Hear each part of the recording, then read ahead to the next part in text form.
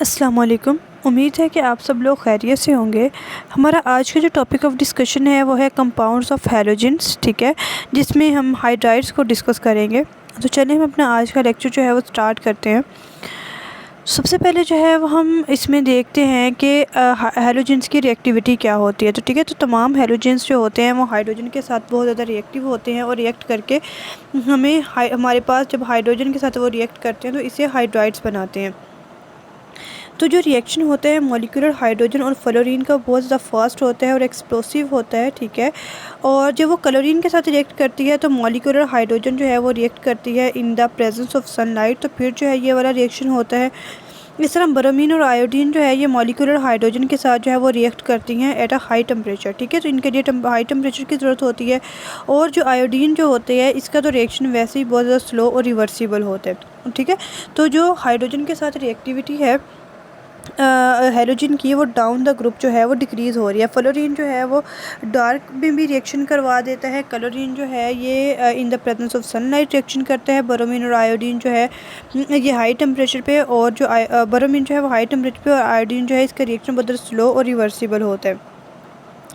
जो अगर आप प्रिपरेटिव मेथड्स के हवाले से हाइड्रोक्लोरिक एसिड और हाइड्रोब्रोमिक एसिड को देखें तो इसमें जो है हाइड्रोजन और क्लोरीन और हाइड्रोजन और ब्रोमीन का डायरेक्ट कम्बिनेशन होता है।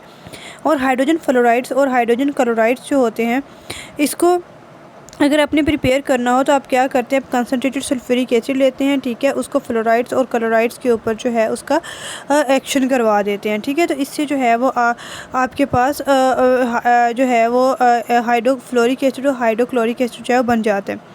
लेकिन अगर आप यही वाला रिएक्शन जो है ब्रोमाइड और आयोडाइड्स वगैरह के साथ करते हैं तो इससे पार्शियल ऑक्सीडेशन होती है हाइड्रोजन हेलाइड की, ठीक है। तो इससे जो है वो हमारे पास फ्री हैलोजेंस जो हैं वो बन जाते हैं। अगर हम इनकी प्रॉपर्टीज़ के हवाले से बात करें तो हाइड्रोजन फ्लोराइड्स जो है ये कलरलेस वोलेटाइल लिक्विड्स होते हैं। और अदर हाइड्रोजन हेलाइड्स जो होते हैं ये कलरलेस गैसेस होती हैं और रूम टेम्परेचर पे, ठीक है। तो सिर्फ HF जो है वो वोलेटाइल लिक्विड होता है। और ये जो है वो फ्यूम्स बनाते हैं नमी वाली हवा में। और इसके अलावा इनकी जो वैसे ये बहुत ज़्यादा जो है वो इरिटेटिंग होते हैं।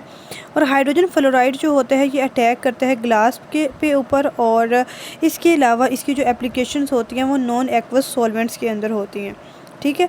और इसके अलावा इसको जो है वो टेफ्लन वगैरह के में इस्तेमाल किया जाता है, लाइक पॉलीटेट्राफ्लोरो इथाइलिन कंपाउंड्स के अंदर, ठीक है, जहाँ पे ये कॉपर और स्टेनलेस स्टील वेसल्स के अंदर जो है इसको रखा जाता है और वैक्यूम की प्रेजेंस में रखा जाता है।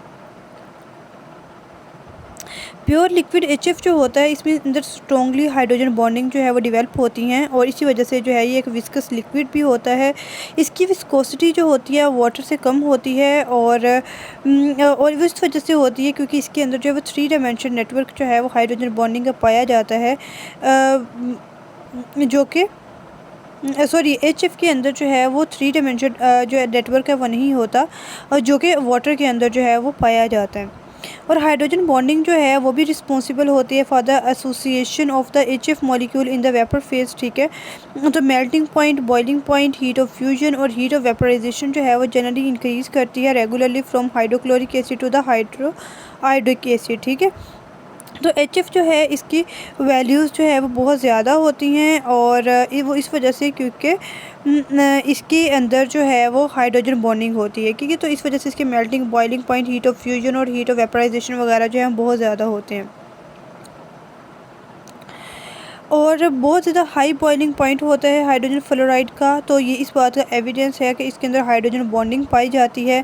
और जो रिलेटिव वोलेटिलिटी होती है hydrochloric acid, hydrobromic acid, hydroiodic acid, वो रिफ्लेक्ट करती है strength of the van der Waals forces due to the increase size of the halogen, ठीक है। तो जैसे जैसे ये हैलोजन का साइज़ इंक्रीज होता है तो इसके अंदर जो है वॉन डर वाल फोर्सेस जो हैं वो डिवेल्प होती हैं। डाइपोल मोमेंट जो होते हैं मॉलिक्यूल का वो डिक्रीज़ करता है from hydrochloric acid to the hydroiodic acid, that is probably due to the dipole induced dipole forces, जो कि एक अहम रोल प्ले करता है in the intermolecular binding of the heavier HX molecule. जो स्ट्रेंथ होती है हाइड्रोजन हैलोजन बॉन्ड की वो HF के अंदर बहुत ज़्यादा होती है, क्योंकि फ्लोरीन का साइज़ जो है बहुत ज़्यादा कम होता है और ये बहुत ज़्यादा टाइट बॉन्ड बनाता है। और ये वाली जो स्ट्रेंथ है वो डिक्रीज़ करती है डाउन द ग्रुप, ठीक है, जैसे जैसे हैलोजन एटम का साइज़ इंक्रीज़ होता है। और इसकी जो डिसोसिएशन होती है हाइड्रोजन हेलाइड्स की वो एलिवेटेड टेम्परेचर्स के ऊपर होती है, ठीक है। तो ये इस वजह से होती है क्योंकि इनके बॉन्ड की स्ट्रेंथ जो है वो बहुत ज़्यादा होती है। अगर आप इसकी जो है वो रिड्यूसिंग एजेंट्स के हवाले से इनकी देखें तो हाइड्रोजन आयोडाइड सबसे ज़्यादा स्ट्रॉन्ग जो है वो रिड्यूसिंग एजेंट होता है। फिर हाइड्रोजन ब्रोमाइड, हाइड्रोजन क्लोराइड और हाइड्रोजन फ्लोराइड होता है, ठीक है। तो HI जो होता है इसमें हाइड्रोजन आयोडीन का साइज़ जो होता है बहुत ज़्यादा बड़ा होता है और ये अपने प्रोटॉन को जो है वो ईजिली लूज़ कर देती है। तो इस वजह से जो है इसका रिड्यूसिंग स्ट्रेंथ सबसे ज़्यादा होती है। तो रिड्यूसिंग एजेंट वो होते हैं जो खुद तो जो है वो ऑक्सीडाइज हो जाते हैं लेकिन दूसरों को जो है वो रिड्यूस करते हैं। तो हाइड्रोजन आयोडाइड जो है बहुत ज़्यादा रिड्यूसिंग एजेंट होती है। और हाइड्रोजन आयोडाइड जो होती है ये स्ट्रॉन्ग रिड्यूसिंग एजेंट है सबसे ज़्यादा, ठीक है। और इसका जो रिडॉक्स रिएक्शन जो होता है हाइड्रोजन हेलाइड्स का वो ऑक्सीडाइज होता है टू एलिमेंटल हैलोजन, ठीक है। तो जैसे अगर आप इसको रिएक्ट करवाते हैं सल्फ़र के साथ तो सल्फ़र H2HI प्लस सल्फ़र से आयोडीन प्लस हाइड्रोजन सल्फाइड जो है वो बनेगा। वाटर के अंदर जो हाइड्रोजन हेलाइड है वो हाइड्रोफ्लोरिक, हाइड्रोक्लोरिक, हाइड्रोब्रोमिक और हाइड्रो आयोडिक एसिड जो है बनाते हैं। हाइड्रोफ्लोरिक एसिड जो होता है ये बहुत वीक एसिड होता है और इसकी लिमिटेड आयोनाइजेशन होती है, ठीक है, क्योंकि इसका बॉन्ड जो बहुत ज़्यादा स्ट्रॉन्ग होता है। और बाकी जो 3 एसिड होते हैं वो स्ट्रॉन्ग एसिड्स होते हैं और इनकी जो स्ट्रेंथ होती है उसका ऑर्डर होता है कि हाइड्रो आयोडिक एसिड जो है सबसे ज़्यादा स्ट्रॉन्ग एसिड होता है। फिर हाइड्रोब्रोमिक एसिड, हाइड्रोक्लोरिक और देन हाइड्रोफ्लोरिक एसिड होता है। तो ये हमारा आज का लेक्चर था। आई होप कि आपको क्लियर हो गया होगा। अगर कोई क्वेरी हो तो आप कमेंट सेक्शन में पूछ सकते हैं। अल्लाह हाफिज़।